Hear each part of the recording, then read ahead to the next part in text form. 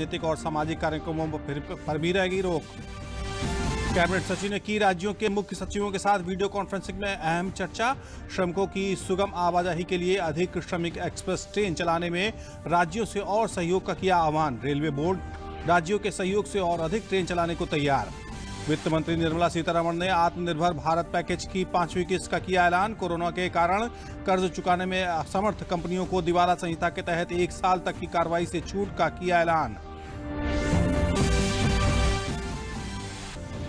प्रदेश के कई जिलों में प्रवासी मजदूरों को लाने के लिए प्रदेश में पर्याप्त बसों और ट्रेनों की जा रही व्यवस्था। राशन किट देकर घरों को किया जा रहा है रवाना।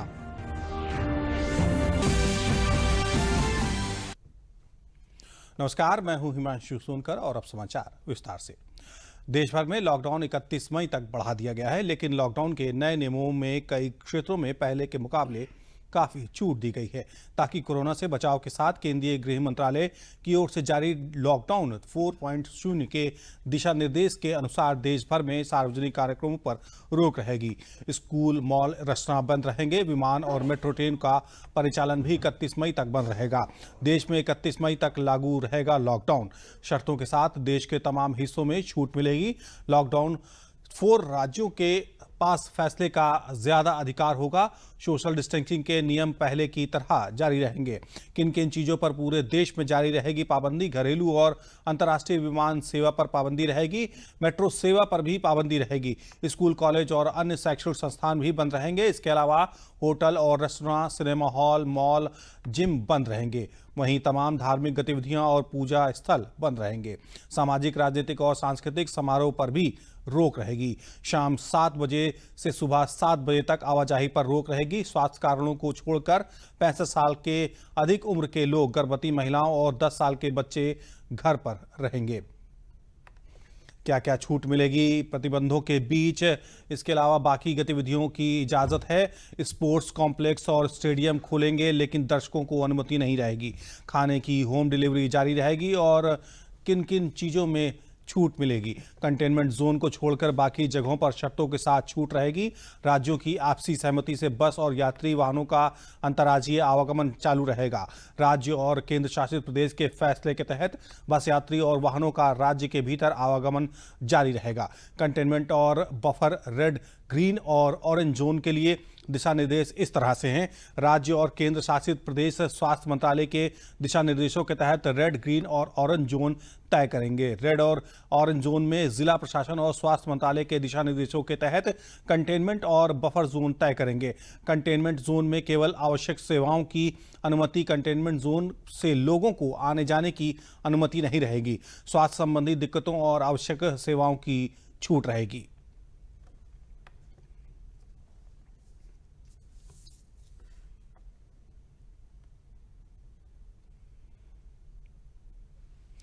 कैबिनेट सचिव राजीव गौबा ने वीडियो कॉन्फ्रेंसिंग के जरिए सभी राज्यों से अनुरोध किया है कि ज्यादा से ज्यादा श्रमिक स्पेशल ट्रेन चलाने में सहयोग करें, ताकि प्रवासी मजदूरों की आवाजाही को सुगम बनाया जा सके। रेलवे बोर्ड के चेयरमैन ने भी कहा है कि अगर राज्य तुरंत मंजूरी दे तो ट्रेनें चलाई जा सकेंगी।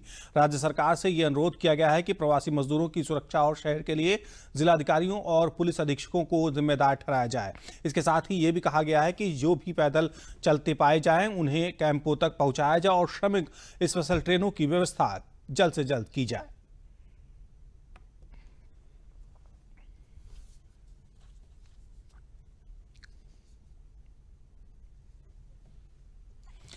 प्रधानमंत्री नरेंद्र मोदी के आत्मनिर्भर भारत पैकेज की 5वीं किस्त के ऐलान में वित्त मंत्री का फोकस मनरेगा, शिक्षा, स्वास्थ्य, व्यापारिक सुधार पर था। वित्त मंत्री ने भी हजारों करोड़ रुपए के आवंटन की घोषणा की है, तो कई प्रकार के प्रशासनिक सुधारों पर का भी ऐलान किया है। कुल मिलाकर प्रधानमंत्री का पूरा पैकेज 21 लाख करोड़ रुपए तक पहुंच गया है। प्रधानमंत्री नरेंद्र मोदी की ओर से घोषित आत्मनिर्भर भारत पैकेज की 5वीं किस्त का ऐलान करने के लिए रविवार को प्रेस कॉन्फ्रेंस में पहुंचे वित्त मंत्री निर्मला सीतारमण ने एक बार फिर सुधारों पर ही जोर दिया। वित्त मंत्री ने आर्थिक प्रोत्साहन पैकेज की 5वीं और अंतिम किस्त में 7 प्रमुख मुद्दों पर फोकस रखा। I have 7 such steps to tell you. First one is Mahatma Gandhi National Rural Employment Guarantee scheme. Second is on health and both in rural and urban, and together with it, I put an during the COVID period, education-related steps that have been taken. प्रधानमंत्री नरेंद्र मोदी ने corona virus महामारी के मद्देनजर लागू राष्ट्रव्यापी lockdown से प्रभावित अर्थव्यवस्था के विभिन्न क्षेत्रों को राहत देने के लिए जीडीपी के लगभग 10% यानी 20 लाख करोड़ रुपए के प्रोत्साहन पैकेज की इस सप्ताह की शुरुआत में घोषणा की थी। इसकी 5वीं किस्त में सरकार ने ग्रामीण रोजगार गारंटी योजना यानी मनरेगा के लिए अतिरिक्त 40,000 करोड़ रुपए के आवंटन की घोषणा की है। इससे घर लौट रहे प्रवासी श्रमिकों को रोजगार मुहैया कराने में मदद मिलेगी। A lot of workers are going back to their villages, and we've made provision so that they can also join in if they want to enroll in Manrega. So, government will now allocate an additional 40,000 crores. Nirmala Sitharaman ने online शिक्षा के प्रसार के लिए कई अहम कदमों का ऐलान किया। उन्होंने कहा कि ऑनलाइन शिक्षा के लिए मल्टी मोड एक्सेस का एक कार्यक्रम ई विद्या जल्दी ही शुरू किया जाएगा। गैर इंटरनेट वालों के लिए स्वयं प्रभा चैनल के जरिए शिक्षा दी जाएगी। इसके अलावा पहली से लेकर 12वीं तक हर कक्षा के लिए अलग अलग टीवी चैनल शुरू किए जाएंगे। शीर्ष 100 विद्यालयों को 30 मई 2020 तक स्वचालित रूप से ऑनलाइन पाठ्यक्रम शुरू करने की अनुमति होगी। वित्त मंत्री ने इसके अलावा स्वास्थ्य पर सार्वजनिक व्यय में वृद्धि का भी ऐलान किया और कहा कि जमीनी स्तर पर स्वास्थ्य संस्थानों में निवेश किया जाएगा। उन्होंने कहा कि हर जिला और प्रखंड स्तर पर सार्वजनिक स्वास्थ्य लैब की स्थापना की जाएगी, तो साथ ही ग्रामीण स्तर पर स्वास्थ्य का आधारभूत ढांचा मजबूत किया जाएगा। वित्त मंत्री ने कहा कि स्वास्थ्य कर्मियों पर हमले रोकने के लिए महामारी कानून में बदलाव किया गया है। ग्रामीण स्तर पर, जमीनी स्तर पर हम ऐसी सुविधाएं उपलब्ध कराएं, ऐसा आधारभूत ढांचा स्वास्थ्य के क्षेत्र में बनाएं जो आपको स्वास्थ्य की सुविधा तो दे, लेकिन महामारी वाली स्थिति में भी वो लड़ने की क्षमता रखता है। उसमें उस तरह की सुविधाएं आने वाले समय में बने। वित्त मंत्री ने कहा कि सार्वजनिक क्षेत्र के उपक्रमों के लिए एक अनुकूल नीति लाई जाएगी। इसके तहत रणनीतिक क्षेत्रों को परिभाषित किया जाएगा जिनमें 4 से अधिक सार्वजनिक उपक्रम नहीं होंगे। सरकार ने कोरोना वायरस महामारी के कारण कर्ज की किस्तें चुकाने में अपने को असमर्थ पा रही कंपनियों को दिवाला संहिता के तहत 1 साल तक कार्रवाई से बचाने की भी घोषणा की। इसके साथ ही कोरोना वायरस से संबंधित ऋण को डिफॉल्ट की परिभाषा से बाहर रखा जाएगा। वित्त मंत्री ने कंपनी कानून के प्रावधानों के उल्लंघन को गैर आपराधिक बनाए जाने की भी घोषणा की। इसके अलावा सरकार ने कंपनियों को सीधे विदेशी बाजार में प्रतिभूतियों को सूचीबद्ध करने की मंजूरी दी। वित्त मंत्री से मीडिया ने जब सवाल किया कि सरकार पैसे कहां से लाएगी, तो उन्होंने कहा कि सरकार का पूरा ध्यान लोगों को पैसे देने पर है। I want you to look at where this money is going. किन के हाथ में जा रही है, किसके लिए जा रही है? एसेट क्रिएशन के लिए जा रही है, उनका रोजाना खर्च के लिए जा रही है, उनके रोजगार छूट ना जाए उसके लिए जा रही है, कंपनीज बंद ना हो उसके लिए जा रही है। कंपनीज बंद होने में क्या नुकसान है? रोजगार चली जाएगी, उत्पादन चली जाएगी। So we are making sure money goes and goes to the right place. So for the moment, I would like you to please focus on where all this money. We've even issued a rescheduled borrowing calendar. Obviously, we are borrowing. वित्त मंत्री ने press conference में lockdown के दौरान सरकार की ओर से अब तक दी गई मदद का भी ब्यौरा रखा।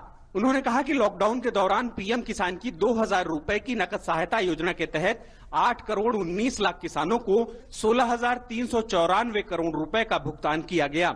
उन्होंने बताया कि वृद्ध और अन्य लोगों को 1,405 करोड़ रुपए की पहली किस्त और 1,402 करोड़ रुपए की दूसरी किस्त का भी भुगतान किया गया है। उन्होंने कहा कि 20 करोड़ महिला जनधन खाता धारकों को 10,025 करोड़ रुपए हस्तांतरित किए गए हैं। इसके साथ ही गरीबों को 6 करोड़ 81 लाख रसोई गैस सिलेंडर मुफ्त दिए गए हैं। उन्होंने कहा कि कर्मचारी भविष्य निधि संगठन यानी ईपीएफओ के करीब 12 लाख सदस्यों ने लॉकडाउन के दौरान 3,360 करोड़ रुपए की निकासी की है। प्रदेश के अपर मुख्य सचिव सूचना और गृह अवनीश कुमार अवस्थी ने बताया है कि मुख्यमंत्री योगी आदित्यनाथ ने कहा है कि प्रदेश सरकार प्रवासी श्रमिकों और कामगारों की सकुशल और सुरक्षित वापसी के लिए प्रतिबद्ध है।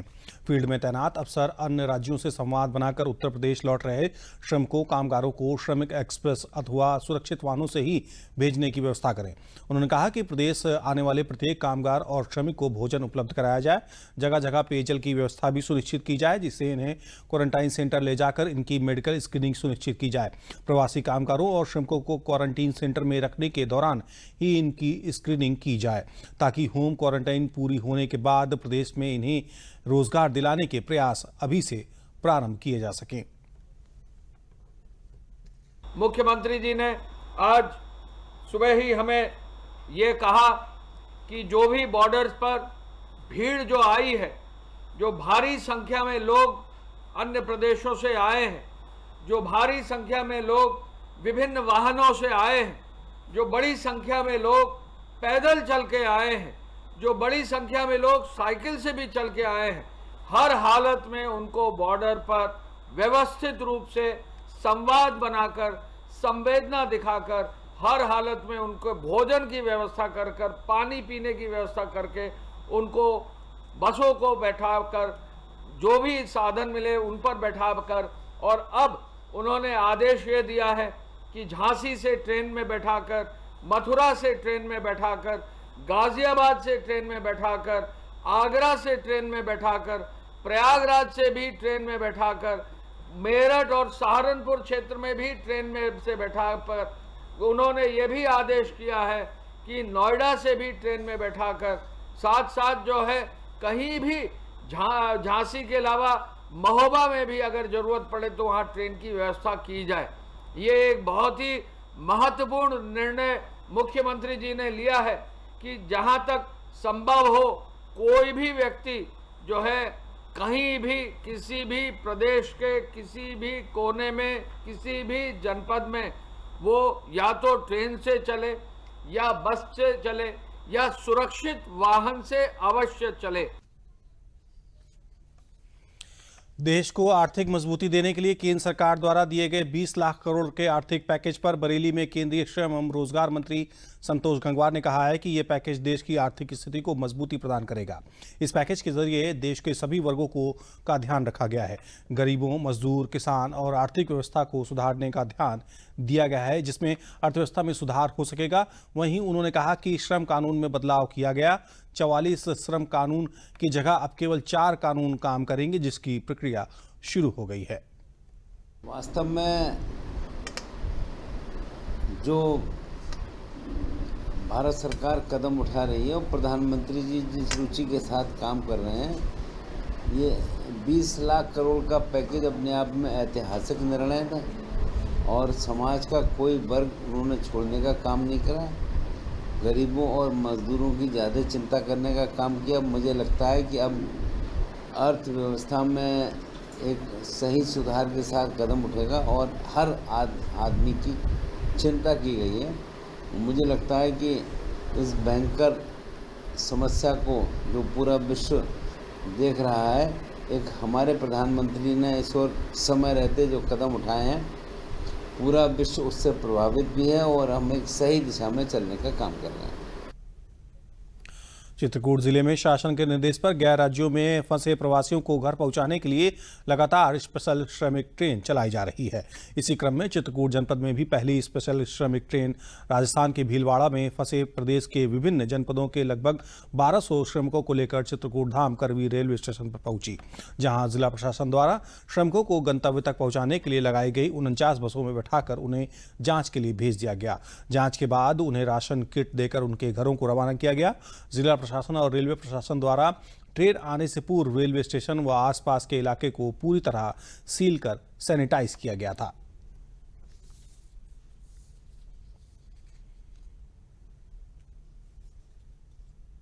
हमें कोई दिक्कत सर नहीं है, हम आराम से आए। घर आने में बहुत अच्छा सर, सरकार को बधाई देंगे साहब कि हमको बड़े खुशी से और अच्छे इंतजाम से भेजा हमें अपने घर। हमें सर बाल बच्चों सहित कोई दिक्कत नहीं। भीलवाड़ा से चढ़े रेलवे स्टेशन से, वहाँ से ट्रेन में खाने पीने की व्यवस्था की गई थी। पानी बोतल की व्यवस्था की गई थी, कुछ राशि में नाश्ता और पानी दिया गया था। कुल मिला के सफर में कोई दिक्कत नहीं हुई। आए हैं हम भीलवाड़ा से। सरकार की व्यवस्था बढ़िया थी, अच्छी इत्मीनान से आए हुए हैं। अपने जिले चित्रकूट में आ चुके हैं। रास्ते में कोई तकलीफ नहीं है, खाने पीने की सब व्यवस्था थी। आराम से भीलवाड़ा से बैठे, खाना पीना सब वहाँ मिला, रास्ते में भी खाना पीना मिला और यहाँ भी आराम से उतर गए। कोई व्यवस्था एकदम बढ़िया है, बहुत अच्छा लग रहा है। 2 महीने से ऐसा लग रहा था कि जेल में बंद है, अभी अच्छा महसूस कर रहे हैं। सरकार की व्यवस्था तो मुझे अच्छी लग रही है। आज ट्रेन से जो प्रवासी कामगार हैं वो राजस्थान के भीलवाड़ा से करीब 1200 लोग आ रहे हैं जो विभिन्न जनपदों के हैं, और उनको सबको जो निर्धारित प्रोटोकॉल है स्वास्थ्य विभाग का, उसके अनुरूप हम लोग कार्रवाई करेंगे। यहाँ से उनको क्वारंटाइन सेंटर में जाएंगे, वहाँ पर उनकी विधिवत तरीके से मेडिकल जांच होगी, उनको खाना पानी इत्यादि सब की व्यवस्था हम लोग कर रखे हैं वहाँ पे पूरी, और फिर उसके बाद बसों से उनको संबंधित जनपदों को भेजा जाएगा। और हमारे जनपद के जो लोग हैं उनको निर्धारित जो प्रोटोकॉल है उसके अंतर्गत 21 दिनों के लिए होम क्वारंटाइन करेंगे। मथुरा में 20,000 प्रवासी मजदूरों को खाने पीने से लेकर उन्हें सुरक्षित घरों तक पहुंचाने की व्यवस्था तेजी से जिला प्रशासन कर रहा है। लॉकडाउन के चलते दिल्ली, हरियाणा, पंजाब से मजदूरों का पलायन अपने अपने घरों की ओर हो रहा है। उन्हें खाना खिलाकर उनके घर तक पहुंचाने का काम भी किया जा रहा है। प्रवासी मजदूरों को पीके कॉलेज पर रोका गया और वहां बिहार, मध्य प्रदेश, सुल्तानपुर आदि स्थानों को बसों से भेजा गया। यहाँ जयपुर में फंसा हुआ था, ये सरकार का बहुत अच्छा काम है जो हमें घर भेज दिया। मैं जिला पीलीभीत का रहने वाला हूँ और अब मुझे खुशी है, मैं अपने घर जा रहा हूँ। हम वृंदावन में काम कर रहे थे, अब हम राजस्थान जा रहे हैं। हमको बहुत बड़ी खुशी हुई। हम राजस्थान के लिए सरकार ने सुविधा की है, योगी जी की बहुत बहुत धन्यवाद है।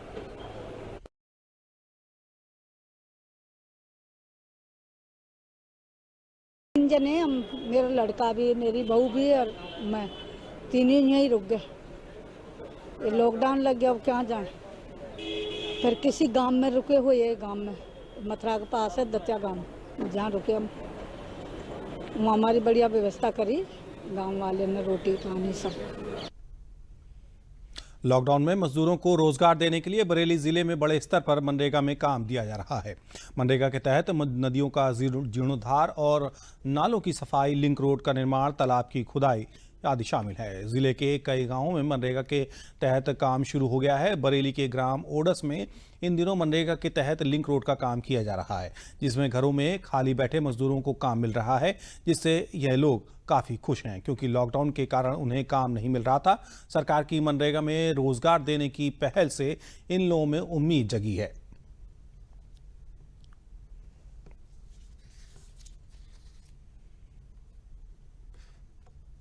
और यहाँ पर मनरेगा द्वारा मुझे काम मिला। लॉकडाउन में कहीं पर काम नहीं मिल रहा था लॉकडाउन की वजह से, इसलिए मैं श्री नरेंद्र मोदी प्रधानमंत्री को धन्यवाद देना चाहता हूँ।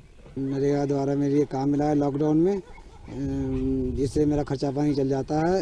ये नरेंद्र मोदी के लिए धन्यवाद। लॉकडाउन में मुझे मनरेगा में काम मिला है, इससे मेरा खर्चा पानी चल रहा है। मोदी जी को धन्यवाद। और मुझे लॉकडाउन में कहीं काम नहीं था, मुझे मनरेगा में यहाँ पर ग्रामोषण में काम मिला है, इसलिए प्रधानमंत्री को मैं धन्यवाद देता हूँ।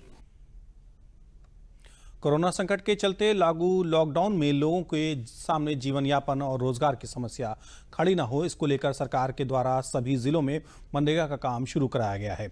मनरेगा इन दिनों ग्रामीणों और प्रवासी लोगों के लिए सरकार की सबसे बड़ी कल्याणकारी योजना साबित हो रही है, जिसके तहत पूरे देश सहित मुरादाबाद जिले में भी हजारों लोगों और प्रवासी मजदूरों को काम मिल रहा है। ग्रामीण और प्रवासी श्रमिक मजदूरों के तहत काम कर रहे हैं। काम के दौरान सोशल डिस्टेंसिंग और सैनिटाइजर का समय समय पर इस्तेमाल भी किया जा रहा है। साथ ही सभी श्रमिकों के द्वारा मास्क भी लगाया जा रहा है।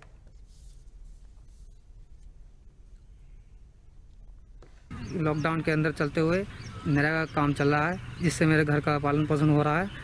मैं मोदी से बहुत धन्यवाद करता हूँ, जिससे मेरे घर का पालन पोषण हो रहा है। जैसे लॉकडाउन के दौरान सरकार ने मनरेगा द्वारा काम दिया गया है, इससे मैं सरकार का बहुत अभिनंदन करता हूँ। बाकी ऐसे आगे को काम मिले और सभी गरीब वासियों का चूल्हा चलता रहे। और मुझे नरेगा के इसमें लॉकडाउन में भी काम मिल रहा है, मजदूरी का काम नरेगा वाले मुझे काम करने के लिए दे रहे हैं। आपका बहुत बहुत शुक्रिया, धन्यवाद। और यहाँ मनरेगा में लॉकडाउन के तहत भी हमें काम मिल रहा है। सरकार ने इतना कुछ हमारे लिए सोचा है, उसके हम बहुत बहुत आभारी हैं और मोदी की बहुत बहुत शुक्रिया अदा करते हैं कि हमें ऐसे लॉकडाउन में भी काम मिल रहा है और रोज़ मिल रहा है। उधर जनपद शाहजहांपुर में भी लॉकडाउन के दौरान ग्रामीणों, श्रमिकों समेत गांव में बाहर से आए हुए प्रवासी श्रमिकों से प्रशासन द्वारा गांव में मनरेगा का काम युद्ध स्तर पर कराया जा रहा है ताकि उन्हें अपने घर के पास ही काम मिल सके। शाहजहांपुर की 1077 ग्राम पंचायतों में अब तक 930 गांवों में मनरेगा का कार्य शुरू होने से लगभग 45,000 श्रमिकों को काम मिल रहा है। मजदूरों से गांव में तालाबों की खुदाई कराई जा रही है। इस दौरान सोशल डिस्टेंसिंग का ध्यान रखते हुए श्रमिकों से काम कराया जा रहा है।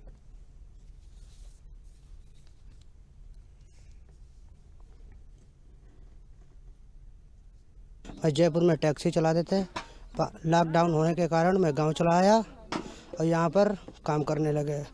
प्रधान जी भी काम अच्छा देते गांव में, अब हम यही काम करेंगे सर। काम बराबर मिल रहा है सर और घर के काम काज सही चल रहा है यहाँ पर और काम बढ़िया है साहब। और हमको जो है सरकार यही काम को मिलता है और ये जो है हमारी रोजी रोटी चलती है। हमें इससे सरकार से बहुत लाभ है। चलता रहा उसमें काम क्या तालाब में काम हो रहा है, इसमें कर रहे हैं। हमें बाहर जाने की कोई ज़रूरत नहीं है, यहीं काम मिलता है हमको। यहाँ बसलिया में रहते हैं। यहाँ मनरेगा के तहत हमें काम मिल रहा है। लगभग 15 दिनों से काम मिला है, बाहर जाने की ज़रूरत नहीं, यहीं काम मिल रहा है। 201 रुपये की दिहाड़ी मिल रही है जिसमें हम लोग संतुष्ट हैं। ये प्रधानमंत्री ने जो काम दिया है मनरेगा के तहत चलाया है, उससे हम लोगों को काफ़ी सुविधाएं मिल रही हैं क्योंकि इस समय लॉकडाउन चल रहा है। लॉकडाउन में बहुत समस्याएं काम की हैं जो गांव में काम मिल रहा है, जिससे काफ़ी हम लोगों को परिवार चलाने में सहायता मिलती है। मुझे किसी प्रकार की दिक्कत नहीं हो रही। मनरेगा के तहत मुझे बहुत अच्छा रोजगार मिला है, मैं संतुष्ट हूँ। हमारे माननीय योगी जी, प्रधानमंत्री जी, हम सहमत हैं इनसे सब। और हमें लॉकडाउन के तौर पर मतलब दूरी बना के भी रखते हैं और हमें कहीं जाना नहीं पड़ रहा है। हमें यहाँ काम भी मिल रहा है। हम लोग ठीक ठाक काम कर रहे हैं, दूरी का भी पालन कर रहे हैं। वैश्विक महामारी कोरोना के चलते केंद्र सरकार की पीएम गरीब कल्याण योजना से जनपद एटा भी अछूता नहीं है। जिले में अंत्योदय कार्ड धारकों की संख्या 27,164 है। जिले के सभी गरीब असहाय मजदूर कार्ड धारकों को प्रति यूनिट 5 किलोग्राम चावल और प्रति कार्ड धारक को 1 किलोग्राम चना मुफ्त दिया जा रहा है। यह प्रक्रिया केंद्र सरकार द्वारा निर्धारित तिथि 15 मई से शुरू हुई थी। 25 मई तक ये जारी रहेगी। कोटेदार मनमानी न करें और लाभार्थियों को पूरा राशन मिले, इसके लिए जिलाधिकारी ने प्रत्येक राशन कोटे पर पुलिस को भी तैनात किया है। राशन कोटे पर कोरोना से बचाव के लिए लाभार्थियों से सोशल डिस्टेंसिंग नियमों का पालन भी कराया जा रहा है।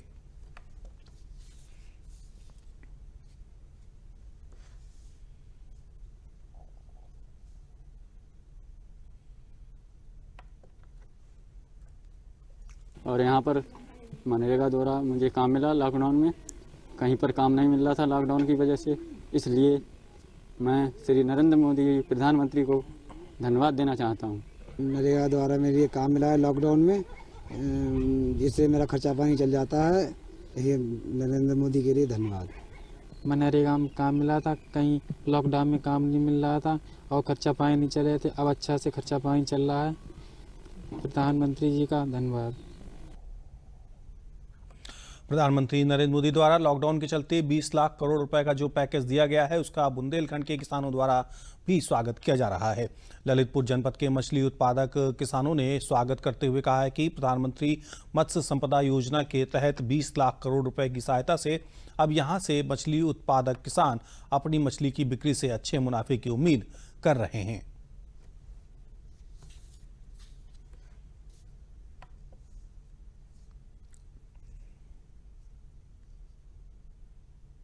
हम लोग मछुआ भरे हैं, मछली विभाग का काम करते हैं। तो मोदी जी ने योजना तो सही निकाली, मोदी जी ने योजना तो सही निकाली 20 लाख करोड़ की।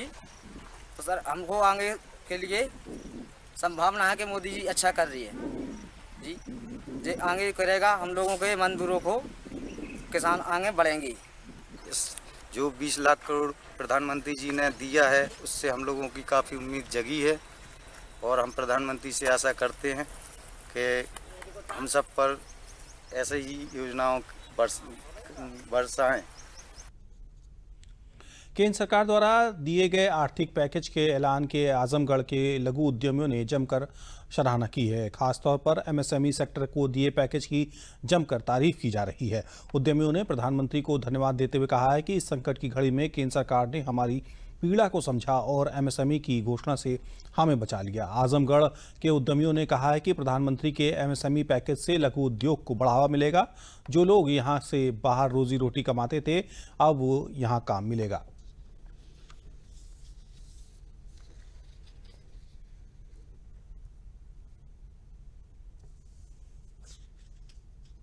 इसमें बढ़िया काम हो तो ये बहुत ही अच्छी स्कीम छोटे उद्योगों के लिए है, जो उनको काफी लाभकारी होगी। इससे छोटे छोटे उद्योग जो जैसे हम लोगों के जनपदों से छोड़ के बाहर जाके काम करते थे लोग, वो अब उनको यहाँ पे भी रोजगार मिलेगा, जिससे जो है उनको काफी फायदा होगा। और हम लोगों की भी तरफ जहाँ उद्योग शून्य जनपद है, ये काफी उद्योग लगने की संभावना जो है बढ़ जाएगी। माननीय प्रधानमंत्री जी ने अभी हम लोगों को संबोधित किया था राहत पैकेज के बारे में, और जब उन्होंने स्वदेशी से ग्लोबल की बात की तो हमें लगा कि हमारा भी बड़ा महत्व है समाज में और हम भी बहुत कुछ कर सकते हैं। रही बात पैकेज घोषणा की, तो इसका प्रभाव अभी आपको तुरंत नहीं देखने को मिलेगा। इसका प्रभाव थोड़ा लॉन्ग टर्म होगा। जब लोग लोन लेंगे, नए नए रोजगार लगाएंगे, इंडस्ट्री आएगी। एग्जिस्टिंग इंडस्ट्री तो जैसे है वैसे है, उसके लिए कोई ऐसी स्कीम नहीं है। लेकिन अभी तक जो हम अपने को असहाय महसूस करते थे, सपने तो थे हमारे पास, कैसे पूरे हों ये हम परेशान थे। माननीय प्रधानमंत्री जी और हमारे माननीय मुख्यमंत्री जी ने इस दुविधा को हमारे दूर। अभी माननीय प्रधानमंत्री जी द्वारा 20,000 करोड़ रुपए का एक एमएसएमई सेक्टर के बढ़ावा के लिए जो फंड जारी किया गया है, उसमें हमारे यहाँ के जो भी उद्यमी हैं या उद्यमी एसोसिएशन हैं, इन सबको हमने उसके बारे में अवगत कराया है कि जो भी हमारी इकाइयाँ एनपीए या और भी किसी कारण से जूझ रहे हैं, जिनको लोन या ऋण की आवश्यकता है, तो जो यह फंड हमें जारी हुआ इनके लिए अमृत संजीवनी का काम करेगा। और उन्हें बताया जा रहा है कि आपको किसी भी प्रकार की भारत सरकार जो है कहीं से भी फंड की कमी नहीं होने देगी। आप अपनी इकाइयों को सुचारू रूप से संचालित करेंगे। हरदोई जिले में पिछले दिनों कई स्थानों पर अपने अपने साधनों से श्रमिक बाहर से आए हैं। इन श्रमिकों की जांच के लिए अलग अलग स्वास्थ्य विभाग की टीमें गठित करके और कंटेनमेंट जोन बनाकर सघन स्वास्थ्य जांच के दौरान लिए गए सैंपलों में से लखनऊ मेडिकल कॉलेज ने 7 लोगों की रिपोर्ट कोरोना पॉजिटिव दी है। अब तक हरदोई जिले में बाहर से आए हुए श्रमिकों में से कुल 11 कोरोना पॉजिटिव पाए जा चुके हैं। हरदोई जिला पहले से ऑरेंज जोन की श्रेणी में है।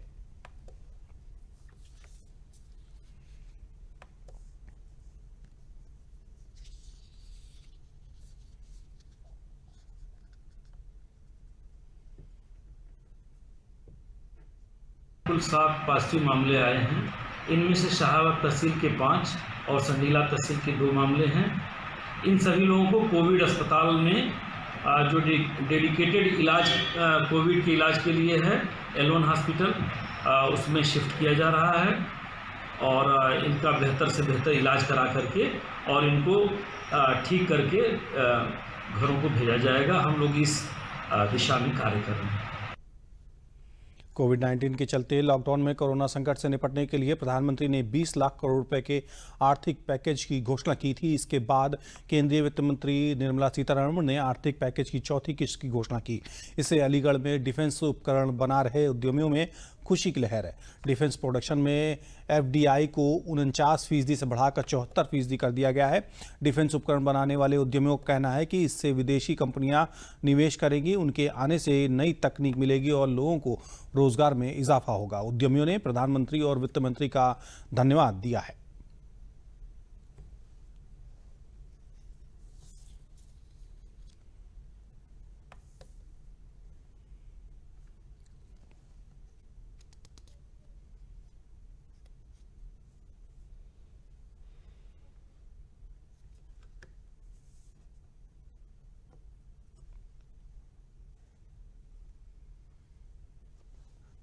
कोरोना की वजह से जो माननीय प्रधानमंत्री जी ने जो 20 लाख करोड़ का पैकेज, राहत पैकेज दिया है। उसकी चौथी फेज में हमारी वित्त मंत्री निर्मला सीतारमण जी ने जो डिफेंस के बारे में जो पैकेज दिए हैं वो वाकई सराहनीय है, जिसमें नंबर 1 मैं कहूँगा जो FDI को 49% से 74% किया है। इससे ये मालूम चलता है कि हमारी भारत सरकार कितनी डेस्परेट है उद्योग लगाने में, और ये एक बहुत बड़ा कदम है जो बहुत दिनों से हम उम्मीद कर रहे थे कि तभी FDI हिंदुस्तान में अपना प्रवेश करेंगे जब उनका स्टेक बढ़ाया जाएगा। कोविड-19 को लेकर इंडस्ट्री की पोजीशन बहुत खराब चल रही है। माननीय प्रधानमंत्री श्री नरेंद्र मोदी जी की से प्रेरणा लेकर फाइनेंस मिनिस्टर श्रीमती निर्मला सीतारमण जी ने जो डिफेंस के लिए अनाउंसमेंट्स अपने चौथे चरण के पैकेज में किए हैं, जो कंप्लीट पैकेज 20,000 करोड़ का 20 लाख करोड़ का सरकार दे रही है, उसमें चौथे चरण के पैकेज में जो डिफेंस के लिए एक्सक्लूसिव घोषणाएं की गई हैं, उससे उद्यमियों में बड़ा उत्साह का माहौल आया। पैकेज के तहत हमारी इकोनॉमी में लिक्विडिटी बढ़ाने की कोशिश की जा रही है, और जो लिक्विडिटी है वो मेन ऑब्जेक्टिव है, क्योंकि इस समय में हमारे यहाँ प्रभावपूर्ण मांग नहीं है, एग्रीगेट डिमांड नहीं है, इकोनॉमी के अंदर लोग वस्तुएं नहीं खरीद रहे हैं, और हमारे उत्पादन क्षेत्र को बढ़ावा देने के लिए ये पैकेज बहुत कारगर सिद्ध होगा। इसी के साथ समाचार समाप्त हुए। नमस्कार।